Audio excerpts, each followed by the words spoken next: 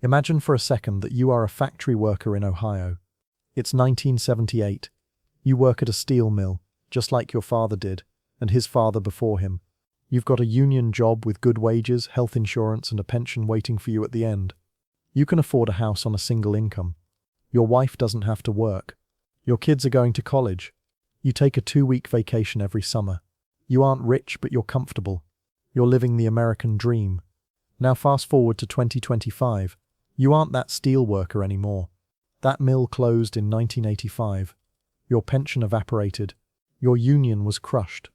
Your son works 3 part-time gigs with no benefits and lives in your basement because rent takes 50% of his paycheck. Your daughter has $80,000 in student debt and makes $15 an hour.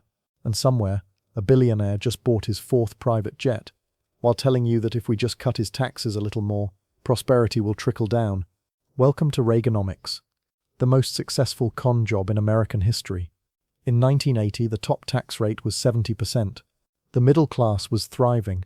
Union membership was strong. Income inequality was at historic lows. Then Ronald Reagan walked into the Oval Office with a simple pitch. If we slash taxes on the rich, deregulate everything, and crush the unions, everybody wins. Wealth will trickle down. It didn't trickle. It gushed straight up. Today we're going to dissect how one man's economic philosophy gutted the American middle class, turned the country into a playground for the ultra-wealthy, and created an economic hellscape that we're still trapped in 45 years later. Buckle up. This is going to hurt. 1. The tax cut scam. Robbing the middle to pay the rich. Reagan's first move was the Economic Recovery Tax Act of 1981. It was sold as a tax cut for everyone. Morning in America. A rising tide lifts all boats. Free market magic. What it actually was. The largest upward transfer of wealth in modern history. The act slashed the top marginal tax rate from 70% to 50%, and then down to 28% by 1986. Capital gains taxes, which only affect the wealthy who make money from investments rather than actual work, were cut from 28% to 20%. Corporate tax rates dropped from 46% to 40%. If you were a CEO, a Wall Street banker, or someone living off inherited wealth, this was Christmas morning. But here's the kicker. The theory behind this supply-side economics was that cutting taxes on the rich would stimulate so much economic growth that government revenue would actually increase. The Laffer curve, they called it. Even George H.W. Bush, Reagan's own vice president, called it voodoo economics during the 1980 primaries. He was right. Let's look at what actually happened. Federal revenue as a share of GDP fell from 19.6% in 1981 to 17.3% in 1984. The budget deficit exploded. The national debt tripled from $997 billion in 1981 to $2.9 trillion by 1989. That's a 186% increase in 8 years. Reagan, the man who campaigned on fiscal responsibility and balancing the budget, turned America from the world's largest creditor nation into the world's largest debtor nation. Meanwhile, what happened to regular people? Real wages for production workers, the backbone of the economy, continued the decline that began in 1973. In fact, the average real hourly wage remained below pre-Reagan levels for his entire presidency.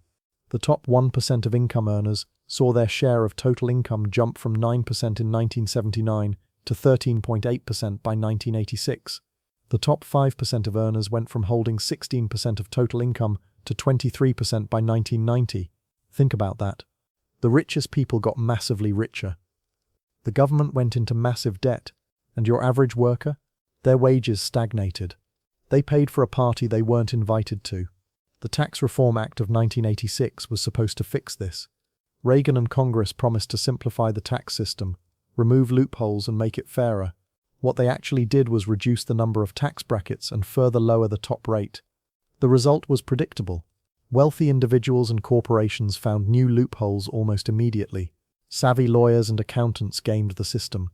Real estate investment got hammered with higher taxes, which contributed to the savings and loan crisis we'll talk about later. But the fundamental shift remained. The tax burden moved away from the wealthy and onto the middle class. You cannot make this stuff up. You cannot make this stuff up. 2. The Union Massacre. How Reagan broke Labor's back August 3, 1981. 13,000 air traffic controllers, members of the Professional Air Traffic Controllers Organization, PACO, went on strike. They wanted better pay, a shorter work week, and safer working conditions. These weren't radical demands. Air traffic controllers were stressed, overworked, and operating outdated equipment. The job was intense. The stakes were life and death. Reagan, a former union president himself of the Screen Actors Guild, gave them 48 hours to return to work. When they didn't, he fired all 11,345 of them. Not suspended, not negotiated with. Fired. Banned them from federal service for life. The union was decertified and destroyed. And here's the darkest irony. PATCO had endorsed Reagan in the 1980 election. They thought he was on their side. He sent them a letter during the campaign promising to work closely with them and provide modern equipment. They believed him. The message to corporate America was unmistakable.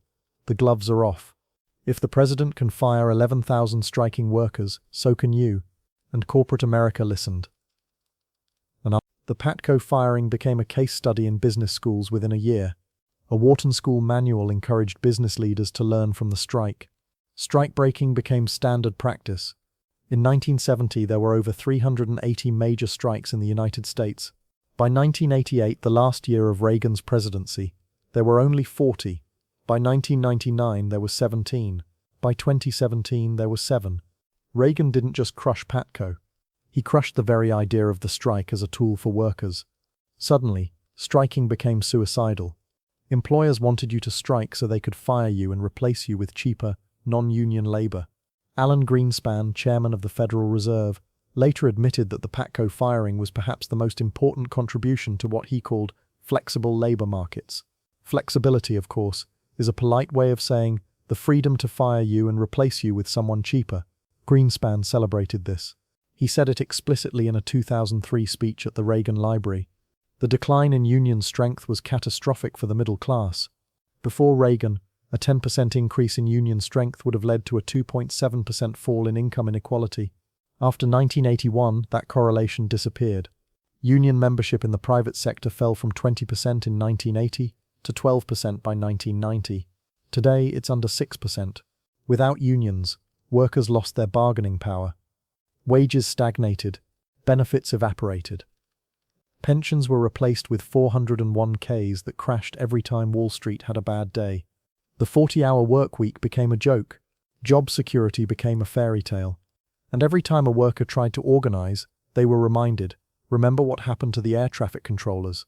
Reagan killed the union movement, and with it, he killed the bargaining power of the American worker. 3. Deregulation gone wild. The savings and loan apocalypse. Reagan loved deregulation. Get government off our backs. Let the free market work its magic. In 1982, he signed the Garn-St. Germain Depository Institutions Act. It eliminated interest rate caps on savings accounts.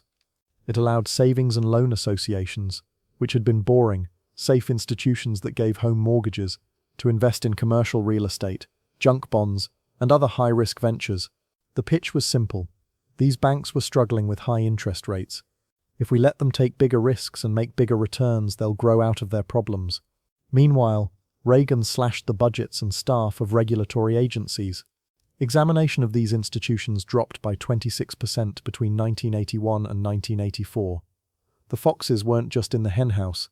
The henhouse had been gift-wrapped and handed to them.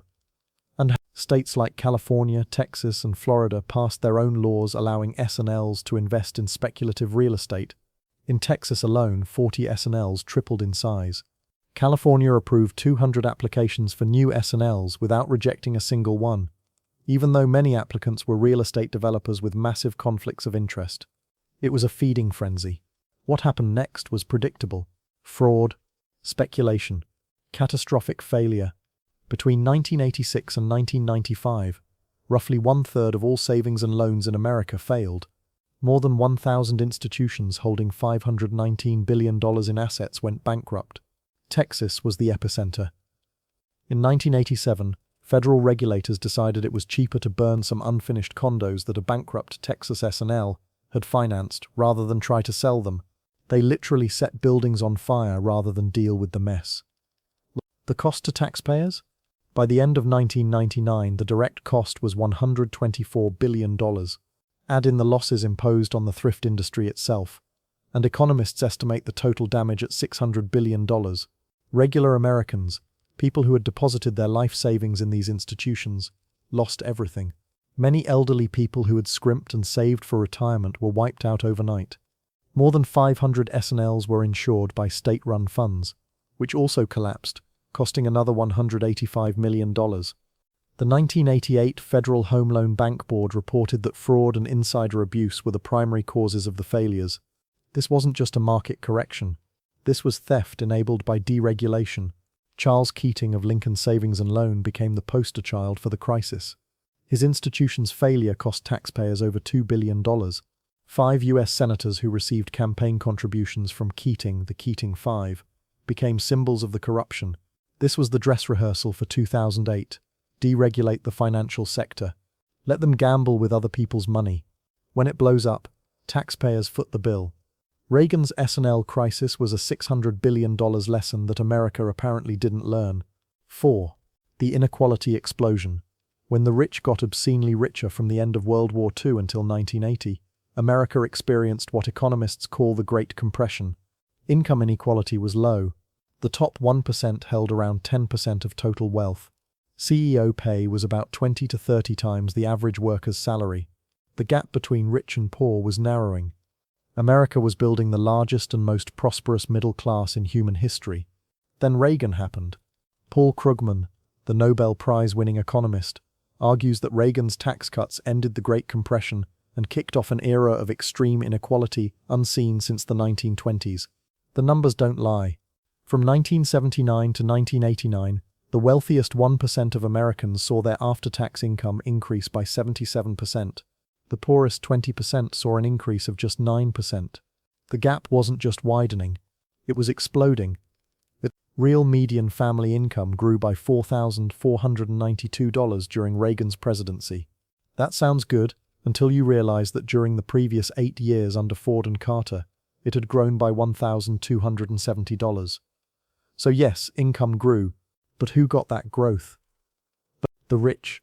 Middle-class families saw only a 1% gain in annual income during Reagan's first term, while affluent Americans in the top income brackets saw their wealth accelerate rapidly.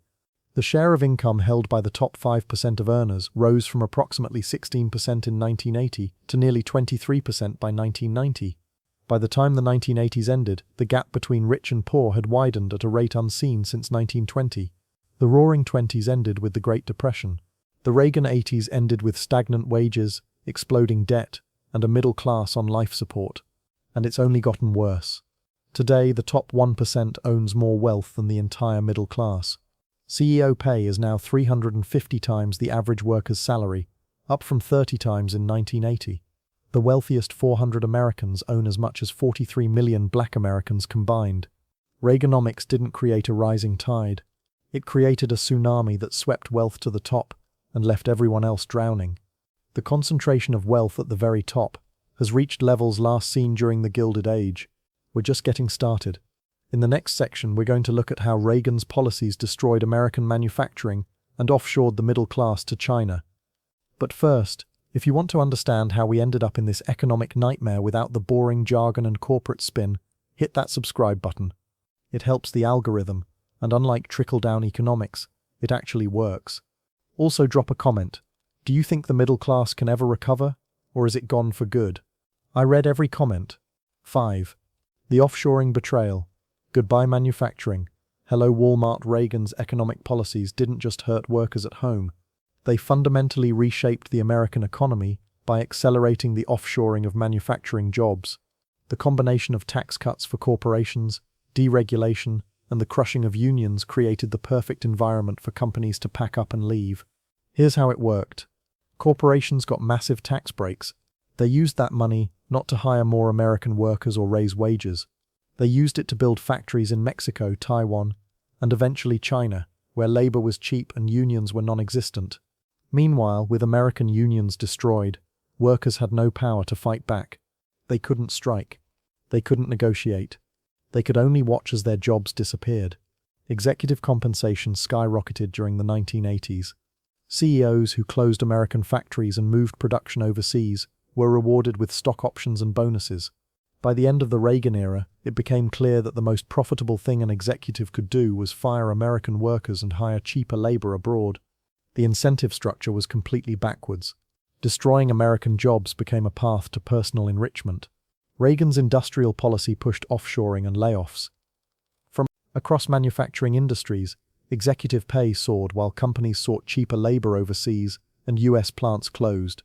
The economy shifted to emphasize service work, which paid less and was far less likely to come with union protections or benefits. That steel mill in Ohio closed. The auto plant in Michigan moved to Mexico. The textile factory in North Carolina gone to Asia. Between 1980 and 1990, the United States lost millions of manufacturing jobs. These weren't just jobs. They were careers with pensions, health insurance, and the ability to support a family on a single income. They were replaced by service sector jobs at McDonald's and Walmart that paid minimum wage with no benefits. A factory worker making $25 an hour with full benefits became a retail worker making $7 an hour with nothing. The Rust Belt, once the industrial heartland of America, became a graveyard of abandoned factories and dying towns. Entire communities that had been built around manufacturing collapsed. The social fabric disintegrated.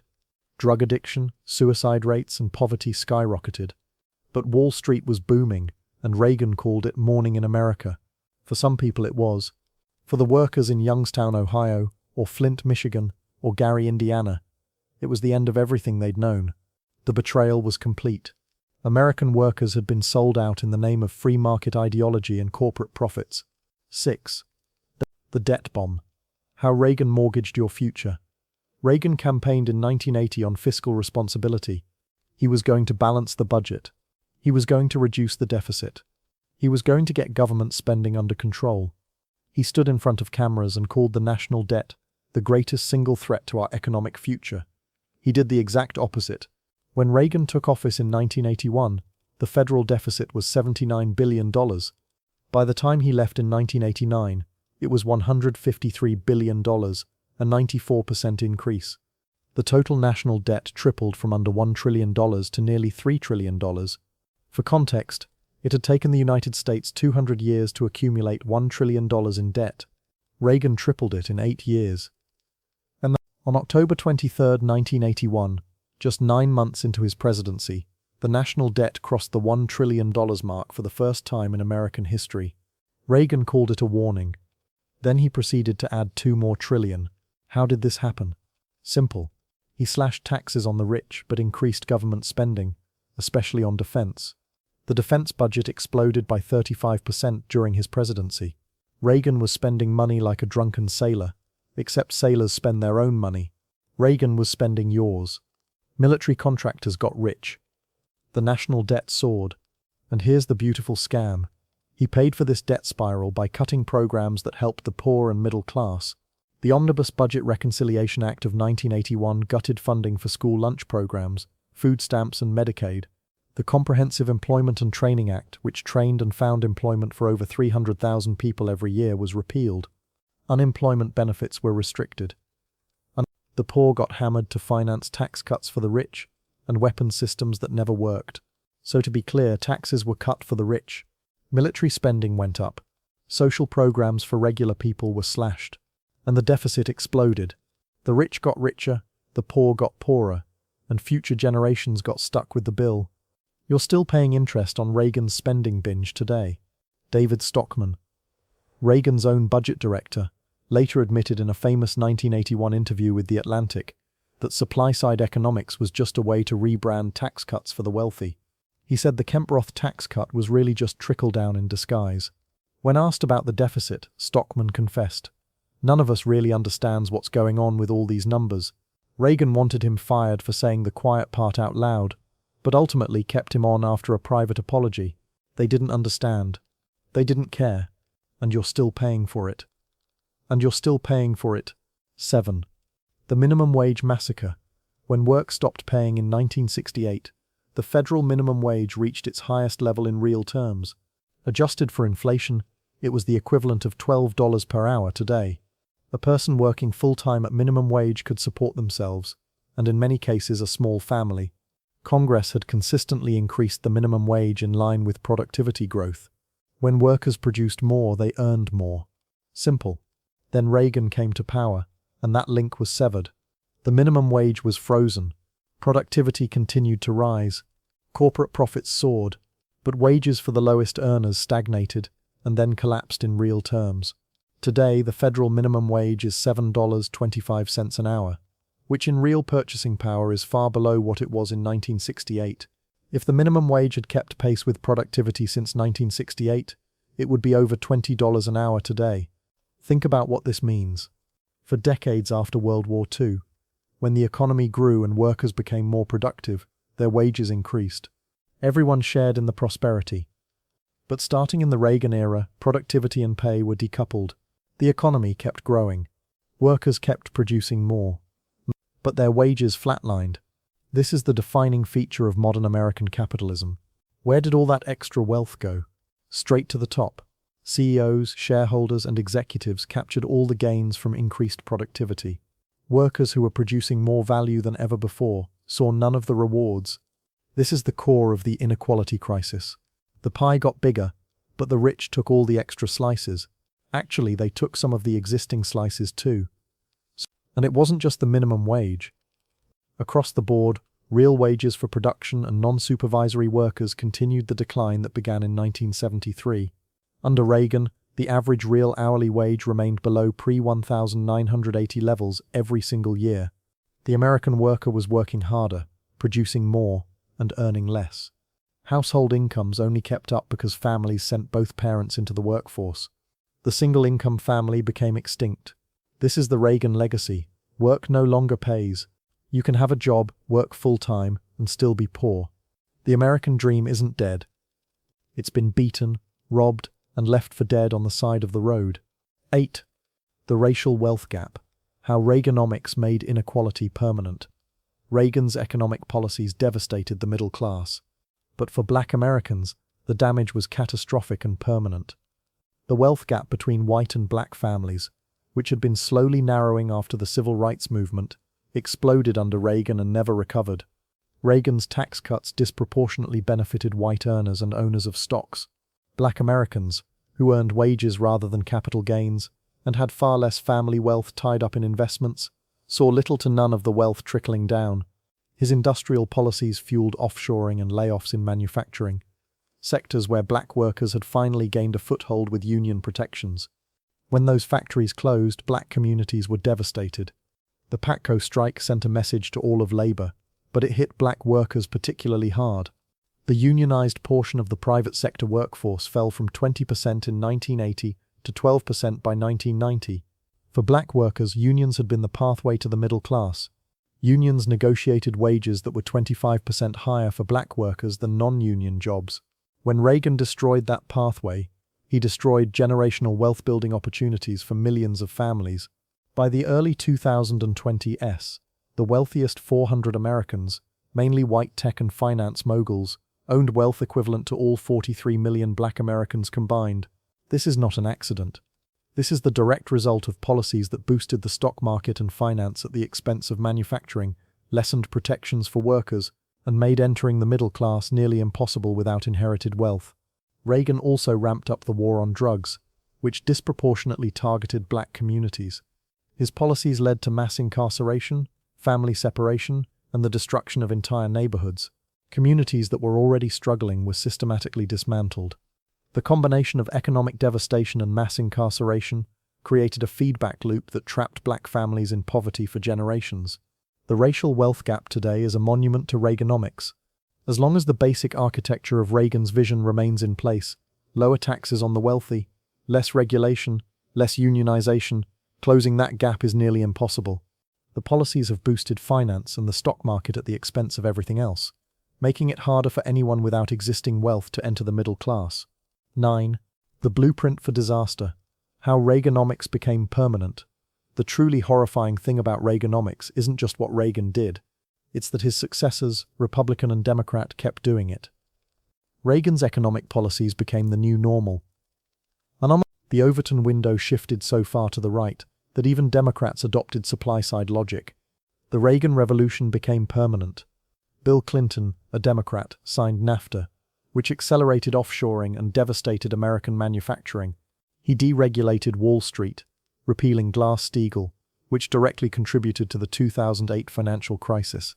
He passed welfare reform that gutted the social safety net and disproportionately harmed black families. Clinton completed Reagan's economic program while calling himself a progressive. His critics say he finished what Reagan started. George W. Bush cut taxes on the rich again, further exploding the deficit and inequality. The 2008 financial crisis was a direct result of the deregulation that began under Reagan and continued under every president since. When the crisis hit, Wall Street got bailed out with trillions of taxpayer dollars. Regular people lost their homes, their savings, and their futures. Even Barack Obama, who campaigned on change, kept the Reagan framework largely intact. The recovery from 2008 was the slowest in modern history, and 95% of the gains went to the top 1%. The middle class shrank further. Inequality worsened. Obama saved Wall Street, but couldn't save Main Street. Donald Trump ran on bringing jobs back and helping the forgotten man. What did he do? Well, he passed another massive tax cut for the rich. The 2017 Tax Cuts and Jobs Act gave corporations and the wealthy trillions in breaks, while doing almost nothing for regular workers. It was pure Reaganomics. The Joint Committee on Taxation reported it would add $1 trillion to the debt, even after accounting for economic growth. Today in 2025, we're still living in Reagan's America. Wages are stagnant. Inequality is at record highs. The middle class is hollowed out. Union membership is at historic lows. Corporate profits are sky high. And every time someone suggests taxing the rich or strengthening unions, they're told it's radical, extreme, socialist. Meanwhile, giving billionaires more tax cuts is just common sense. The con worked. Trickle-down economics was a scam, but it became the only game in town. Both parties bought in, and the American middle class paid the price. Final thoughts. So is the American middle class dead? Can it be revived? The honest answer is that the math is brutal. Reagan and his successors didn't just change policies. They changed the entire structure of the economy. They broke the link between productivity and wages. They destroyed unions. They offshored manufacturing. They exploded the debt. They rigged the tax code in favor of the ultra-wealthy. They turned America into a playground for billionaires. Undoing this requires more than tweaking tax rates or raising the minimum wage. It requires fundamentally restructuring the economy. It requires rebuilding unions so workers have actual bargaining power. It requires progressive taxation that makes the rich pay their fair share. It requires bringing manufacturing back and investing in American workers. It requires breaking up monopolies. It requires massive investment in education, infrastructure, and healthcare. It requires a complete rejection of the Reagan consensus. Is that going to happen? Not without a fight. The people who benefited from Reaganomics, the billionaires, the CEOs, the Wall Street bankers, they're not going to give up their power willingly. They've spent 45 years consolidating wealth and political influence. They own the politicians. They own the media. They write the rules. They fund the think tanks that tell you trickle-down works. They buy the economists who defend inequality. But here's the thing about unsustainable systems. They collapse. Inequality can't grow forever. You can't have a functioning economy when the bottom 50% owns almost nothing, and the top 1% owns everything. At some point, the math stops working. The debt becomes unpayable. The social contract breaks. People stop believing in the system. And when that happens, change comes whether the elites want it or not. History shows us that extreme inequality eventually leads to revolution, reform, or collapse. The legacy of Reaganomics is a middle class on life support, a nation drowning in debt, and an economy that works for the few at the expense of the many. 45 years later, we're still paying the price for the trickle-down scam. The wealth never trickled down. It never will. That was never the point. And the truly tragic part? Most people still don't realize they've been robbed. If you want to understand how America got into this mess, you need to watch our next video on the 2008 financial crisis and how Wall Street looted the economy while regular people lost everything. It's the direct sequel to Reaganomics, and it's just as infuriating. And if this video opened your eyes to the scam that's been running for 45 years, hit that like button. It actually helps more than any government policy has in decades. See you in the next one.